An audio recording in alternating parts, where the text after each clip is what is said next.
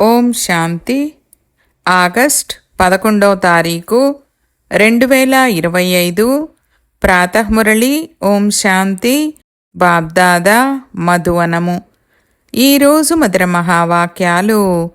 బాబా చెప్తున్నారు, మధురమైన పిల్లలు, మీరు చదువు ద్వారా మీ కర్మాతీత అవస్థను తయారు చేసుకోవాలి.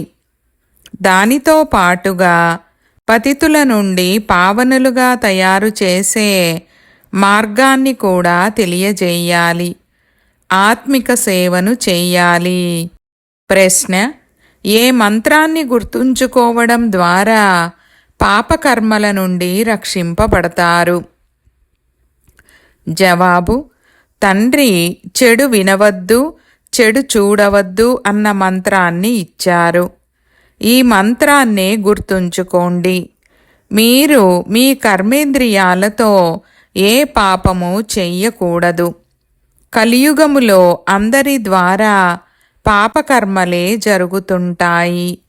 అందుకే బాబా యుక్తిని తెలియజేస్తున్నారు. పవిత్రతా గుణాన్ని ధారణ చెయ్యండి. ఇదే నెంబర్ 1 గుణము. ఓం శాంతి. పిల్లలు ఎవరి ఎదురుగా కూర్చున్నారు? మేము పతిత పావనుడు, సర్వుల సద్గతి దాత అయిన మా అనంతమైన తండ్రి ఎదురుగా కూర్చున్నామని తప్పకుండా పిల్లల బుద్ధిలో నడుస్తూ ఉండవచ్చు. వారు బ్రహ్మా తనువులో ఉన్నా కానీ మీరు స్మృతి చేయవలసింది శివబాబాని. మనుషులెవ్వరూ సర్వులకు సద్గతిని ఇవ్వలేరు. మనుషులను పతిత పావనుడని అనరు. పిల్లలు స్వయాన్ని ఆత్మగా భావించాల్సి ఉంటుంది. ఆత్మలమైన మనందరికీ తండ్రి వారే. ఆ తండ్రి మనల్ని స్వర్గానికి యజమానులుగా తయారు చేస్తున్నారు. ఈ విషయాన్ని పిల్లలు తెలుసుకోవాలి. అంతేకాక పిల్లలకు సంతోషం కూడా ఎంతో ఉండాలి. మనము నరకవాసుల నుండి స్వర్గవాసులుగా తయారవుతున్నామని కూడా పిల్లలకు తెలుసు. చాలా సహజమైన మార్గము లభిస్తోంది.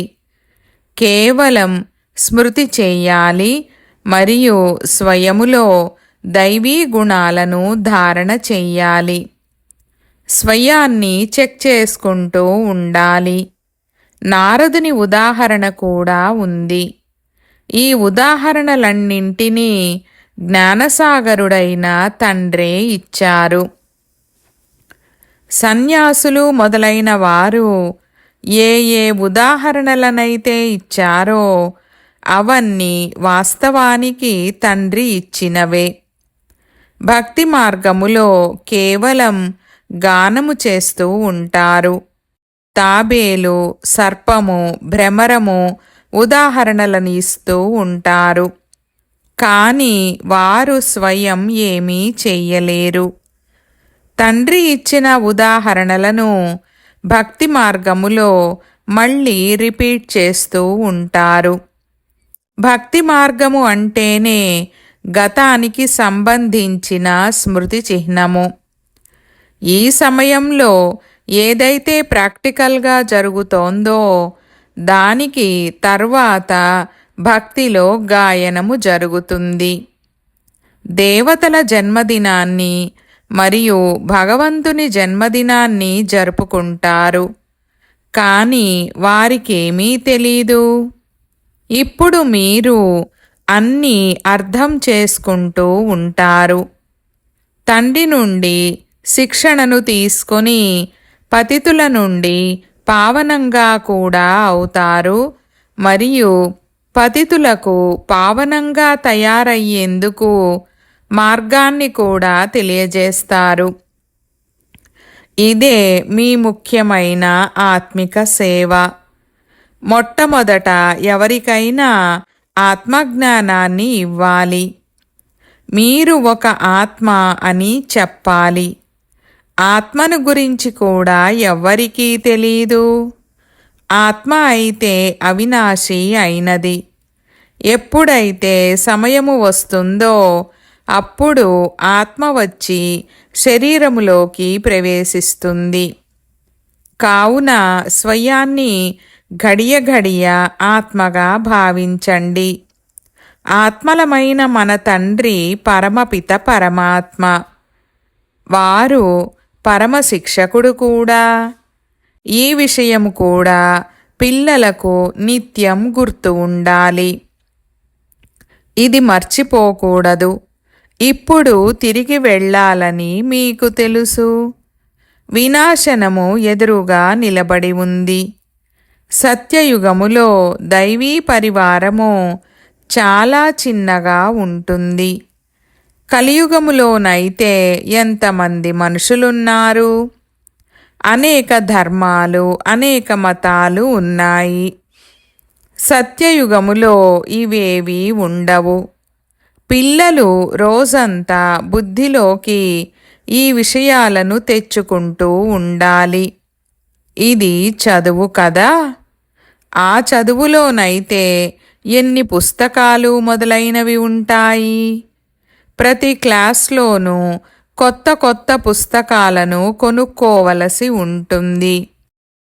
ఇక్కడైతే ఏ పుస్తకాలు లేక శాస్త్రాలకు సంబంధించిన విషయము లేదు. ఇందులోనైతే ఒకే ఒక్క విషయము ఉంది. ఒక్కటే చదువు ఉంది. ఇక్కడ బ్రిటిష్ గవర్నమెంట్ ఉన్న సమయంలో, రాజుల రాజ్యాలు ఉన్న సమయంలో వారి స్టాంపులపై కూడా రాజు రాణుల చిత్రాలు తప్ప ఇంకెవ్వరి చిత్రాలు వేసేవారు కాదు. ఈ రోజుల్లో చూడండి, ఒకప్పుడు ఉండి వెళ్ళిన భక్తుల చిత్రాలని కూడా స్టాంపులపై వేస్తుంటారు. ఈ లక్ష్మీనారాయణల రాజ్యం ఉన్నప్పుడు చిత్రము కూడా ఒకే మహారాజు మహారాణిది ఉంటుంది. అలాగని ఒకప్పుడు ఎవరైతే దేవతలు ఉండి వెళ్ళారో వారి చిత్రాలు తొలగిపోతాయని కాదు. అలా ఏమీ జరగదు.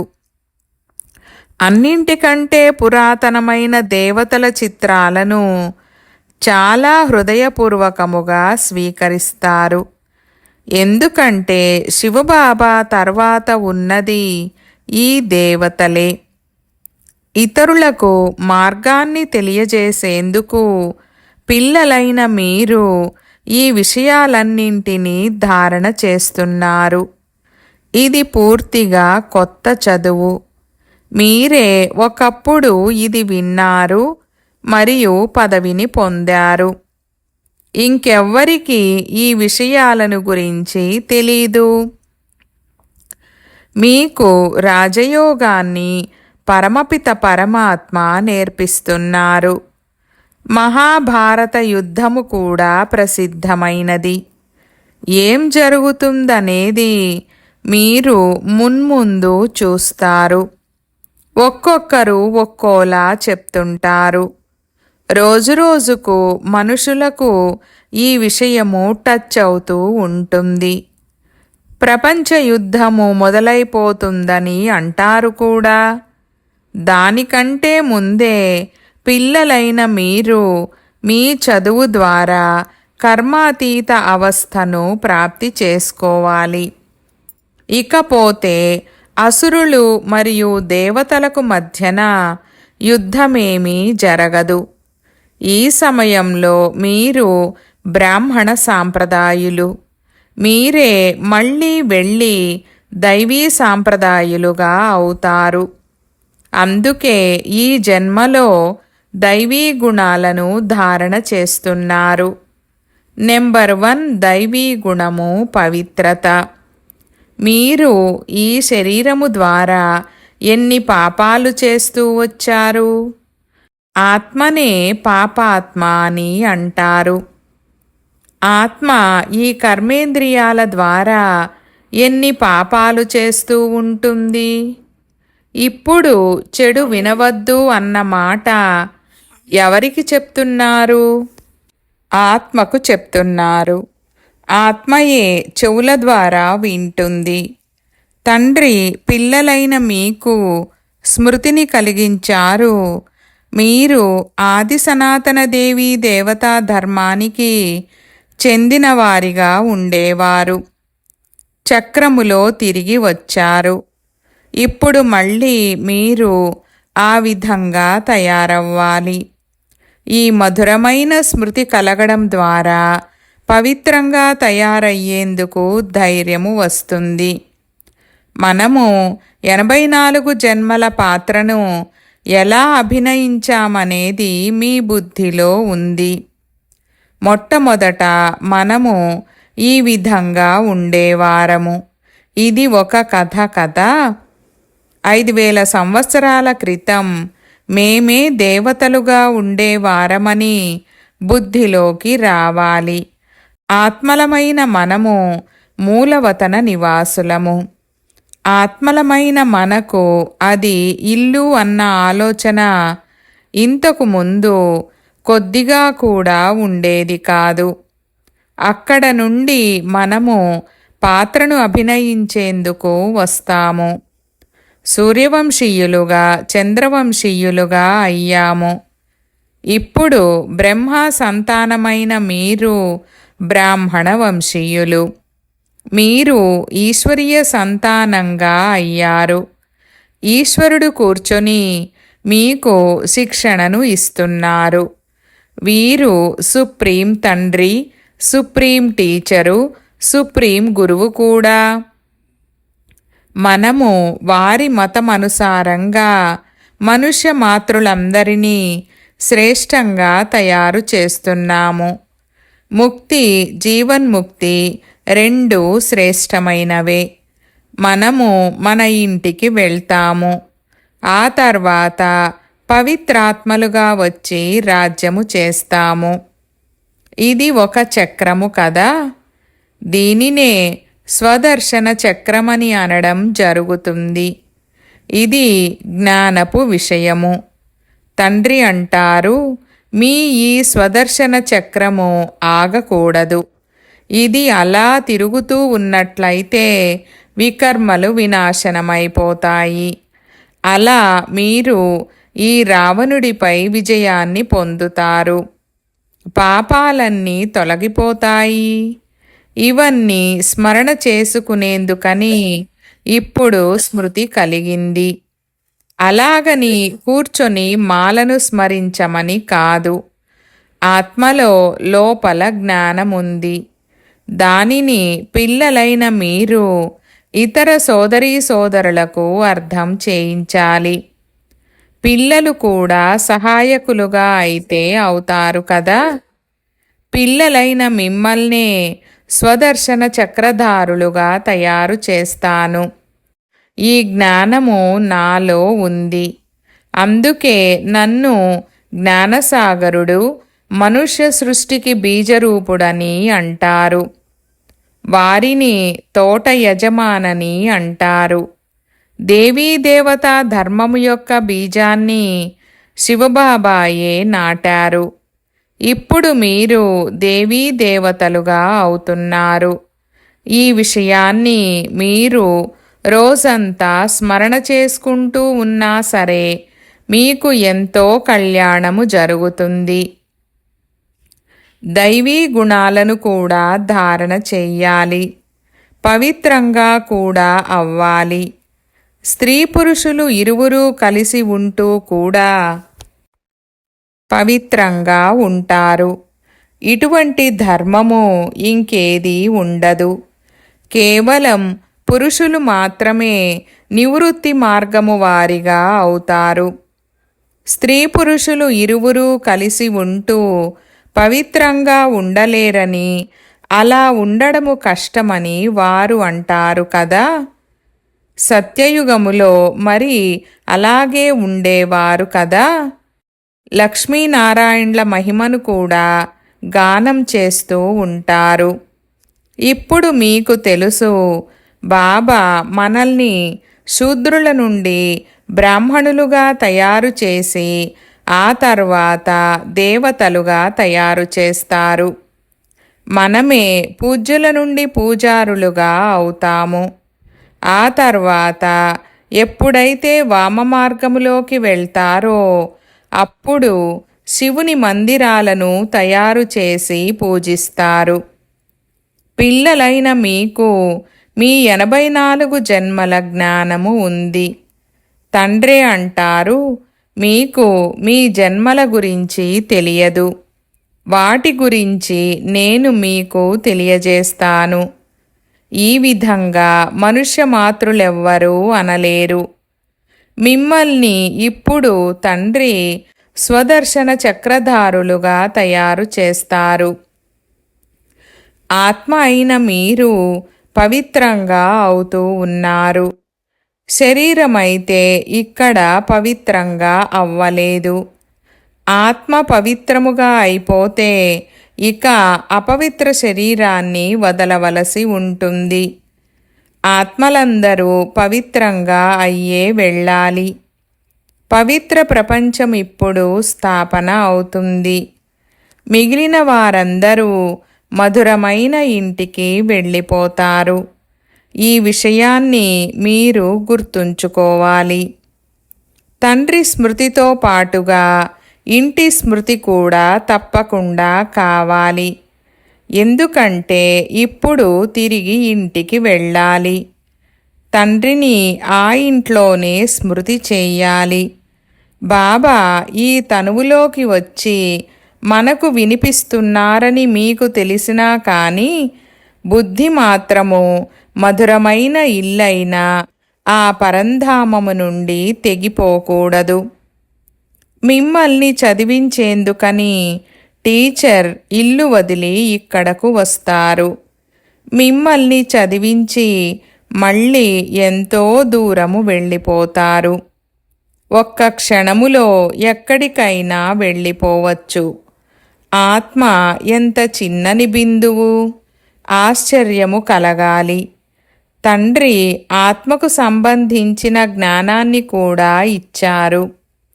ఇది కూడా మీకు తెలుసు. స్వర్గములో ఏ విధమైన అశుద్ధమైన వస్తువు ఉండదు. కావున అక్కడ మీ కాళ్ళు, చేతులు, బట్టలు మొదలైనవేవి మురికి అవ్వవు. దేవతల వస్త్రాలు ఎంత సుందరంగా ఉంటాయి. వారి వస్త్రాలు ఎంత ఫస్ట్ క్లాస్గా ఉంటాయి. అసలు వాటిని ఉతకవలసిన అవసరము కూడా ఉండదు. వారిని చూసి ఎంత సంతోషము కలగాలి. భవిష్యత్తులో 21 జన్మలు మనము ఈ విధంగా అవుతామని ఆత్మకు తెలుసు. ఇక అలా చూస్తూ ఉండిపోవాలి. ఈ చిత్రము అందరి వద్ద ఉండాలి. మమ్మల్ని బాబా ఈ విధంగా తయారు చేస్తున్నారని ఎంతో సంతోషం ఉండాలి. మరి ఇటువంటి బాబాకు పిల్లలైన మనము ఎందుకు ఏడుస్తాము? మనకు ఏ చింత ఉండకూడదు. దేవతల మందిరాల్లోకి వెళ్ళి సర్వగుణ సంపన్నులు అచ్యుతం, కేశవం అని మహిమను పాడుతూ ఉంటారు. ఎన్ని పేర్లతో పిలుస్తూ ఉంటారు. ఇవన్నీ శాస్త్రాలలో రాయబడి ఉన్నాయి. వాటిని తలుచుకుంటూ ఉంటారు. శాస్త్రాలలో ఎవరు రాశారు? వ్యాసుడు లేక ఎవరైనా కొత్త కొత్త వారు కూడా రాస్తూ ఉంటారు. పూర్వము గ్రంథ్ చాలా చిన్నగా ఉండేది. చేతితో రాసినది ఉండేది. ఇప్పుడు దానిని ఎంత పెద్దగా తయారు చేశారు. తప్పకుండా ఆ గ్రంథులో ఏదో ఒకటి కలిపి ఉంటారు. ఇప్పుడు గురునానక్ అయితే ధర్మస్థాపన చెయ్యడానికి వస్తారు. జ్ఞానాన్నిచ్చేవారైతే ఒక్కరే. క్రైస్టు కూడా కేవలం ధర్మస్థాపన చెయ్యడానికి వస్తారు. ఎప్పుడైతే అందరూ వచ్చేస్తారో అప్పుడిక తిరిగి వెళ్తారు. ఇంటికి పంపించేది ఎవరు? క్రైస్తు పంపిస్తారా? లేదు. ఎందుకంటే అతను వేరే నామరూపాలతో తమో ప్రధాన అవస్థలో ఉన్నారు. సతో రజో తమోలలోకి వస్తారు కదా. ఈ సమయంలో అందరూ తమో ప్రధానంగా ఉన్నారు. అందరిది శిథిలావస్థే కదా. పునర్జన్మలు తీసుకుంటూ ఈ సమయంలో సర్వధర్మాల వారు తమో ప్రధానంగా అయిపోయారు. ఇప్పుడు అందరూ తప్పకుండా తిరిగి వెళ్ళాలి. మళ్ళీ చక్రములో తిరగవలసిందే. మొదట కొత్త ధర్మము కావాలి. అది సత్యయుగములో ఇంతకు ముందు ఉండేది. తండ్రే వచ్చి ఆది సనాతన దేవీ దేవతా ధర్మాన్ని స్థాపన చేస్తారు. ఆ తర్వాత వినాశనము కూడా జరగవలసిందే. స్థాపన, వినాశనము, ఆ తర్వాత పాలన. సత్యయుగములో ఒకే ధర్మము ఉంటుంది. ఇది స్మృతిలోకి వస్తుంది కదా. మొత్తము చక్రమంతటిని స్మృతిలోకి తెచ్చుకోవాలి. ఇప్పుడు మనము 84 జన్మల చక్రాన్ని పూర్తి చేసుకొని తిరిగి ఇంటికి వెళ్తాము. మీరు మాట్లాడుతూ తిరుగుతూ స్వదర్శన చక్రధారులుగా ఉన్నారు. కానీ వారు శ్రీకృష్ణుడికి స్వదర్శన చక్రం ఉండేదని, దానితో అందరినీ సంహరించారని చెప్తూ ఉంటారు. అకాసురుడు, బకాసురుడు మొదలైన వారి చిత్రాలను చూపించారు. కానీ వాస్తవానికి అటువంటి విషయమేదీ లేదు. పిల్లలైన మీరిప్పుడు స్వదర్శన చక్రధారులుగా అయి ఉండాలి.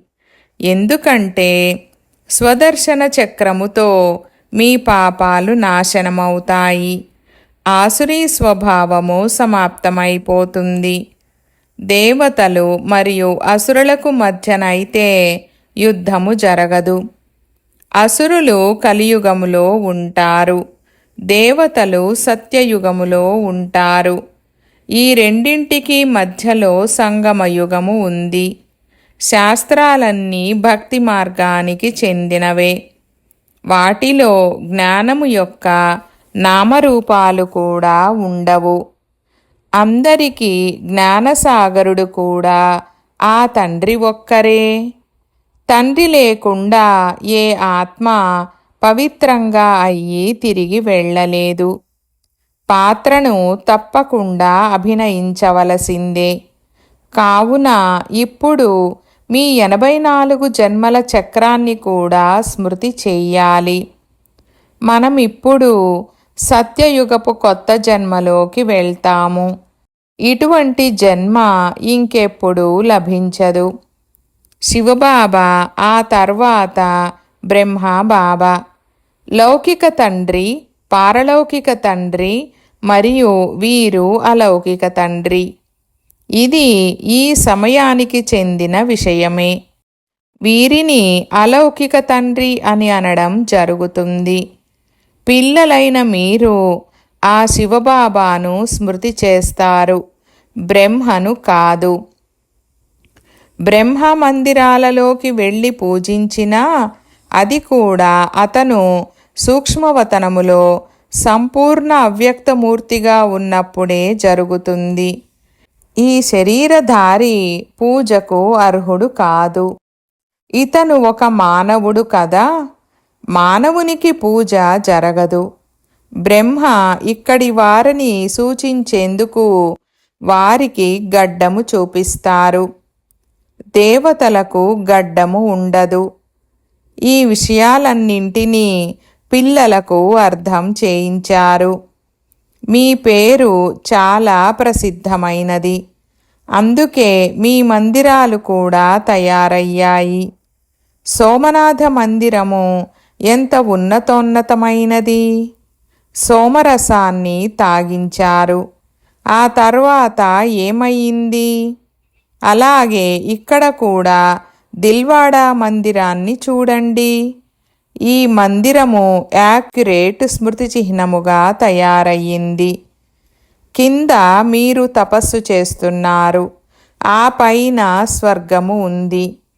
స్వర్గము ఎక్కడో పైన ఉందని మనుషులు భావిస్తారు. మందిరములో కూడా స్వర్గాన్ని కింద ఎలా చిత్రీకరించగలరు? కావుననే పైన చిత్రీకరించారు. తయారు చేసే వారెవ్వరికీ ఈ విషయాలు తెలియవు. పెద్ద పెద్ద కోటీశ్వరులైన వారికి ఈ విషయాలను అర్థం చేయించాలి. మీకిప్పుడు జ్ఞానము లభించింది, కావున మీరు దీనిని అనేక మందికి ఇవ్వవచ్చు. అచ్చా, मीठे मीठे सिकीलदे बच्चों प्रति मात पिता बाप दादा का याद प्यार और गुड मॉर्निंग. रूहानी बाप की रूहानी बच्चों को नमस्ते. हम रूहानी बच्चों की रूहानी बाप दादा को याद प्यार, गुड मॉर्निंग और నమస్తే నమస్తే బాబా నమస్తే. ధారణ కొరకు ముఖ్య సారము. 1వ పాయింట్, లోపల నుండి ఆసురీ స్వభావాన్ని సమాప్తము చేయడానికి నడుస్తూ తిరుగుతూ స్వదర్శన చక్రధారులుగా ఉండాలి. మొత్తం చక్రమంతటిని స్మృతిలోకి తెచ్చుకోవాలి. 2వ పాయింట్, తండ్రి స్మృతితో పాటుగా బుద్ధి పరంధామమైన ఇంటి వైపు కూడా జోడింపబడి ఉండాలి. తండ్రి ఏ స్మృతులనైతే కలిగించారో వాటిని స్మరణ చేసుకుంటూ తమ కళ్యాణము చేసుకోవాలి. వరదానము: సర్వగుణ సంపన్నులుగా అవ్వడంతో పాటుగా ఏదైనా ఒక విశేషతలో విశేషంగా ప్రభావశాలి భవ. వివరణ: ఏ విధంగా డాక్టర్లు సాధారణమైన వ్యాధులకు సంబంధించిన జ్ఞానాన్ని ఉంచుకోవడంతో పాటుగా ఏదైనా ప్రత్యేకమైన విషయము యొక్క విశేష జ్ఞానములో ప్రసిద్ధులవుతారో, అలా పిల్లలైన మీరు కూడా సర్వగుణ సంపన్నులుగా అయితే అవ్వవలసిందే.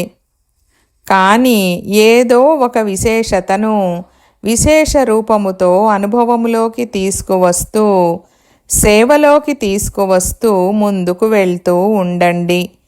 ఏ విధంగా సరస్వతిని విద్యాదేవి అని, లక్ష్మిని ధనదేవి అని పూజిస్తారో, అలా స్వయములో సర్వగుణాలు సర్వశక్తులు ఉంటూ కూడా ఒక విశేషతలో విశేషంగా రీసెర్చ్ చేసి స్వయాన్ని ప్రభావశాలిగా తయారు చేసుకోండి. స్లోగన్: వికారాల రూపీ సర్పాలను సహజయోగము అనే శయ్యగా మార్చుకున్నట్లయితే సదా నిశ్చింతగా ఉంటారు. ఈరోజు అవ్యక్త ప్రేరణ పాయింట్: సహజయోగులుగా అవ్వాలంటే పరమాత్మ ప్రేమ యొక్క అనుభవజ్ఞులుగా అవ్వండి. మనసే బాబాది అయినప్పుడు ఇక మనసును ఎలా పెట్టాలి, ఎలా ప్రేమించాలి అన్న ఈ ప్రశ్నలే తలెత్తవు. ఎందుకంటే సదా లౌలీనులై ఉంటారు. ప్రేమస్వరూపులుగా మాస్టర్ ప్రేమసాగరులుగా అయ్యారు. కావున ఇక ప్రత్యేకంగా ప్రేమించాల్సిన అవసరం ఉండదు. ప్రేమస్వరూపులుగా అయిపోయారు. ఎంతెంతగా జ్ఞానసూర్యుని కిరణాలు మరియు ప్రకాశము పెరుగుతూ ఉంటుందో అంతగానే ప్రేమ అలలు ఉప్పొంగుతూ ఉంటాయి. ఓం శాంతి.